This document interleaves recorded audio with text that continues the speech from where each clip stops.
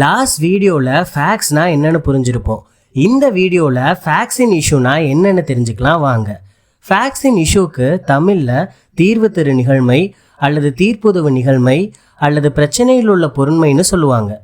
பொதுவாக ஒரு வழக்கில் தீர்வு தருகிற அல்லது தீர்ப்புக்கு உதவுகிற சாட்சியின் மூலமாக மெய்ப்பிக்க வேண்டிய பிரச்சனையில் உள்ள ஃபேக்ட்ஸை தான் ஃபேக்ட்ஸ் இன் இஷ்யூன்னு சொல்லுவாங்க. Facts in issue Bharatiya Sakshya Adhiniyam section 2 subsection 1 clause ஜியில் டிஃபைன் ஆயிருக்கும். அதில் facts in issue means and includes any fact from which either by itself or in connection with other facts the existence, non-existence, nature or extent of any right, liability or disability asserted or denied in any suit or proceeding necessarily follows ன்னு இருக்கும்.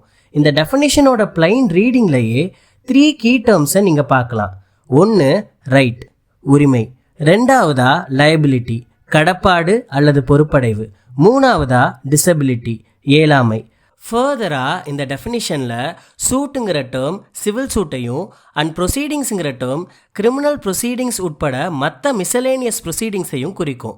So இந்த definition சொல்ல வர்றது என்னன்னா, ஒரு suit R ப்ரொசீடிங்ஸில் வலியுறுத்தப்படுற அல்லது மறுக்கப்படுற ஒரு right, liability or டிசபிலிட்டியோட existence, non existence or nature or எக்ஸ்டென்ட்டை, அதாவது அதோட உள்ளமை, இல்லாமை அல்லது அதோட இயல்பு அல்லது அளவை ஒரு ஃபேக்ட்டு தனிச்சோ அல்லது மற்ற ஃபேக்ட்ஸோட இணைஞ்சோ அந்த ரைட், லயபிலிட்டி ஆர் டிசபிலிட்டியோட existence, non existence or nature or எக்ஸ்டென்ட்டை டிட்டர்மைன் பண்ணுற அந்த ஃபேக்ட் தான் ஃபேக்ட்ஸ் இன் இஷ்யூன்னு இந்த டெஃபினிஷன் சொல்லுது. ஸோ ஃபேக்ட் இன் இஷ்யூவாக ஒரு மேட்டர் குவாலிஃபை ஆகணும்னா 2 க்ரைட்டீரியாவை அது சாட்டிஸ்ஃபை பண்ணணும். First section 2 subsection 1 clause F of Bharatiya Sakshya Adhiniyam படி அது ஒரு ஃபேக்டாக இருக்கணும். செகண்டாக அந்த ஃபேக்ட் தனியாவோ இல்லை இன்னொரு ஃபேக்டோட இணைஞ்சோ அந்த பர்டிகுலர் கேஸில் டிஸ்பியூட்டாக இருக்கக்கூடிய ரைட் ஆர் லயபிலிட்டி ஆர் டிசபிலிட்டியோட எக்ஸிஸ்டன்ஸையோ அல்லது நான் எக்ஸிஸ்டன்ஸையோ அல்லது அதோட நேச்சரையோ அல்லது எக்ஸ்டென்ட்டையோ தீர்மானிக்கணும். நெக்ஸ்ட்டு இந்த செக்ஷனோட இலஸ்ட்ரேஷன் பொறுத்த வரைக்கும் A is accused of the murder of பீனும் at his trial the following facts may be in இஷ்யூனும் 4 ஃபேக்ட்ஸை இந்த பர்டிகுலர் மர்டர் கேஸில் ஃபேக்ட்ஸ் இன் இஷ்யூவாக இருக்கலாம்னு லிஸ்ட் அவுட் பண்ணியிருப்பாங்க. முதல்ல தட் ஏ காஸ்ட் பீஸ் டெத்துங்கிற ஃபேக்டும், ரெண்டாவதா that A intended to cause B's டெத்துங்கிற ஃபேக்டும், மூணாவதா that A had received grave and sudden provocation from பீங்கிற ஃபேக்டும், நாலாவதா that A at the time of doing the act which caused B's death was by reason of unsoundness of mind incapable of knowing its நேச்சருங்கிற இந்த ஃபேக்டும் இந்த murder கேஸில் facts in இஷ்யூவாக இருக்கலாம்னு கொடுத்துருப்பாங்க.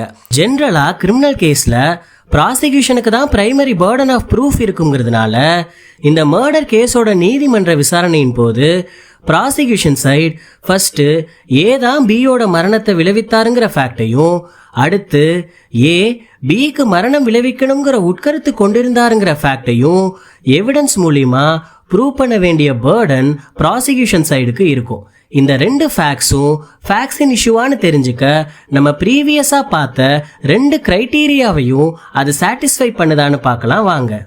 First that A cause B's டெத்துங்கிற ஃபேக்டும், ரெண்டாவதா that A intended to cause B's டெத்துங்கிற ஃபேக்டும் இந்த ரெண்டுமே section 2 subsection 1 clause F of Bharatiya Sakshya Adhiniyam படி ஃபேக்ட்ஸாக இருக்கிறதுனால ஃபர்ஸ்ட் க்ரைட்டீரியாவை இது ரெண்டுமே சாட்டிஸ்ஃபை பண்ணிருச்சு. இந்த 2 ஃபேக்ட்ஸும் என்ன டைப் ஆஃப் ஃபேக்ட்ஸ்னு தெரிஞ்சவங்க கமெண்ட்ஸில் சொல்லுங்கள். நெக்ஸ்ட்டு ஃபர்ஸ்ட் ஃபேக்டான ஏ காஸ்ட் பீஸ் டெத்துங்கிற ஃபேக்டும், செகண்ட் ஃபேக்டான that A intended to cause B's டெத்துங்கிற ஃபேக்டும் பாரதிய நியாய சன்ஹிதா பிரிவு 101 படி மர்டர் அஃபென்ஸோட 2 கீ இன்க்ரீடியன்ட்ஸ். இந்த 2 ஃபேக்ட்ஸும் ஒன்னோட ஒன்று இணைஞ்சு existence of ace liability for மர்டரை எஸ்டாப்ளிஷ் பண்ணுறதுனால செகண்ட் க்ரைட்டீரியாவையும் இந்த 2 ஃபேக்ட்ஸும் சாட்டிஸ்ஃபை பண்ணிருச்சு. ஸோ இந்த 2 ஃபேக்ட்ஸுமே இந்த மர்டர் கேஸோட ஃபேக்ட்ஸ் இன் இஷ்யூ தான்.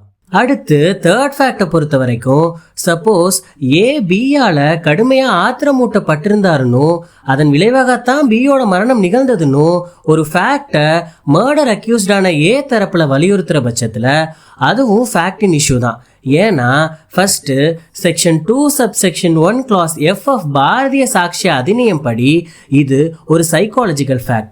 அண்ட் செகண்டா கிரேவ் அண்ட் சடன் ப்ரொவகேஷன்ல தான் பியோட மரணம் நிகழ்ந்ததுன்னு ஏ தரப்புல எஸ்டாப்ளிஷ் பண்ற பட்சத்துல section 105 read with exception 1 of section 101 of Bharatiya Nyaya Sanhita படி கல்பபிள் ஹோமிசைட் அளவுக்கு தான் ஏக்கு பனிஷ்மெண்ட் கிடைக்கும்.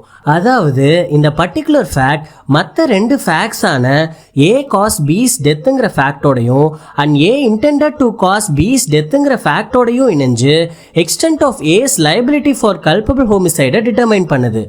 அடுத்து 4th ஃபேக்டை பொறுத்த வரைக்கும் ஏ பிக்கு மரணம் விளைவிச்ச அந்த ஆக்டை செய்யும்போது ஏக்கு புத்தி சுவாதீனம் இல்லாத காரணத்தினால அந்த ஆக்டோட தன்மையை அறிகிற திறன் இல்லாமல் இருந்தாருன்னு மர்டர் அக்யூஸ்டான ஏ தரப்பில் வலியுறுத்துகிற பட்சத்தில் அதுவும் இந்த கேஸோட ஃபேக்டின் இஷ்யூ தான். ஏன்னா ஃபர்ஸ்ட்டு அது section 2 subsection 1 clause F of Bharatiya Sakshya Adhiniyam படி ஒரு சைக்காலஜிக்கல் ஃபேக்ட். செகண்டா பியோட மரணம் விளைவிச்ச அந்த ஆக்டை செய்யும்போது ஏ புத்தி சுவாதீனம் இல்லாம தான் இருந்தாருன்னு ஏ தரப்புல எஸ்டாப்ளிஷ் பண்ற பட்சத்தில் செக்ஷன் 22 ஆஃப் பிஎன்எஸ் படி ஏக்கு கோர்ட் எந்த பனிஷ்மெண்ட்டும் கொடுக்காது. அதாவது நான் existence of ace liability for மர்டரை இந்த ஃபேக்ட் எஸ்டாப்ளிஷ் பண்ணுது. ஸோ இந்த 2 ஃபேக்ட்ஸும் இந்த மர்டர் கேஸோட ஃபேக்ட்ஸின் இஷ்யூ தான். அடுத்து எக்ஸ்பிளனேஷன் பார்ட் பொறுத்த வரைக்கும் whenever under the provisions of law for the time being in force relating to civil procedure any court records an issue of fact, the fact to be asserted or denied in the answer to such issue is a fact in issue னு இருக்கும்.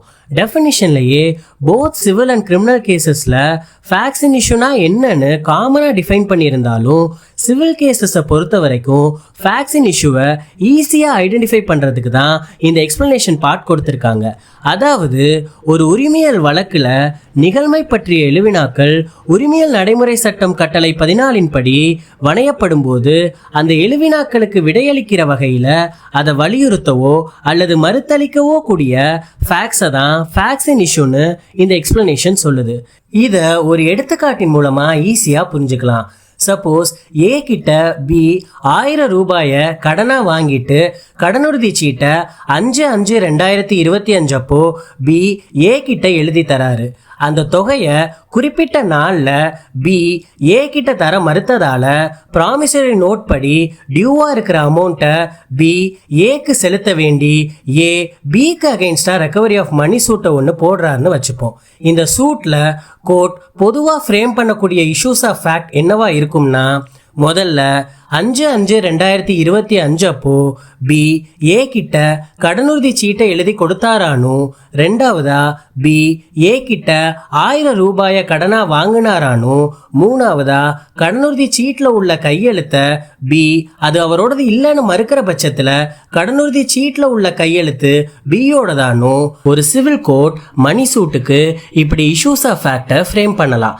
இதை சாட்சியின் மூலியமா தீர்மானிச்சு ஒரு court முதல் இஷ்யூக்கு அந்த குறிப்பிட்ட தேதியில பி ஏ கிட்ட கடனுறுதி சீட்டை எழுதி கொடுத்தாருன்னு, ரெண்டாவது இஷ்யூக்கு பி ஏ கிட்ட 1000 ரூபாயை கடனா வாங்கினாருன்னு, மூணாவது இஷ்யூக்கு கடனுறுதி சீட்டில் உள்ள கையெழுத்து பியோடதுன்னு, இந்த 3 இஷ்யூஸ் ஆஃப் ஃபேக்ட்ஸுக்கும் இப்படி வாதி வலியுறுத்தி கூறுகிற ஃபேக்ட்ஸை உறுதி செய்து அந்த கோர்ட் தீர்வு காணலாம். இப்படி ஒரு சிவில் கேஸ்ல இஷ்யூ ஆஃப் ஃபேக்ட்டுக்கு விடையளிக்கிற வகையில வலியுறுத்தி கூறுகிற எல்லா ஃபேக்ட்ஸும் ஃபேக்ட்ஸ் இன் இஷ்யூ தான் இந்த எக்ஸ்பிளனேஷன் சொல்லுது. ஏன்னா இந்த 3மே ஃபேக்ட்ஸ். அதே சமயத்துல இந்த 3 ஃபேக்ட்ஸும் ஒன்னோட ஒன்னு இணைஞ்சு existence and extent of B's லைபிலிட்டியை டிட்டர்மைன் பண்ணுது. அதே மாதிரி ஒரு கோர்ட் முதல் இஷ்யூக்கு குறிப்பிட்ட தேதியில பி ஏ கிட்ட கடனுறுதி சீட்டை எழுதி கொடுக்க இல்லைனோ, ரெண்டாவது இஷ்யூக்கு பி ஏ கிட்ட 1000 ரூபாயை கடனா வாங்கவில்லைனோ, மூணாவது இஷ்யூக்கு கடனுறுதி சீட்டில் உள்ள கையெழுத்து பியோடது இல்லைனோ, அந்த கோர்ட் இப்படியும் பிரதிவாதியின் சார்பாக அவர் மறுத்து கூறுகிற விடைகளை உறுதி செய்து அந்த கோர்ட் தீர்வு காணலாம். இப்படி ஒரு சிவில் கேஸில் இஷ்யூ ஆஃப் ஃபேக்ட்டுக்கு மறுத்தளிச்சு விடையளிக்கிற எல்லா ஃபேக்ட்ஸும் கூட ஃபேக்ட்ஸ் இன் இஷ்யூ தான் இந்த எக்ஸ்பிளனேஷன் சொல்லுது. ஏன்னா இந்த மூணுமே ஃபேக்ட்ஸ் அண்ட் அதே சமயத்தில் இந்த மூணு ஃபேக்ட்ஸும் ஒன்னோட ஒன்று இணைஞ்சு நான் எக்ஸிஸ்டன்ஸ் ஆஃப் பீஸ் லயபிலிட்டியை டிட்டர்மைன் பண்ணுது. ஸோ இதை இன்னும் சிம்பிளாக சொல்லணும்னா, if there are issues of fact the answers are facts in issue. அதாவது நிகழ்மை பற்றிய எழுவினாக்கள் இருக்கிற பட்சத்தில் அதற்கான விடைகளே தீர்வு தரு நிகழ்மைன்னு இந்த எக்ஸ்பிளனேஷன் சொல்லுது. நெக்ஸ்ட் வீடியோவில் இன்னொரு இன்ஃபர்மேட்டிவான கான்செப்டோட உங்களை வந்து சந்திக்கிறேன். Until then, bye.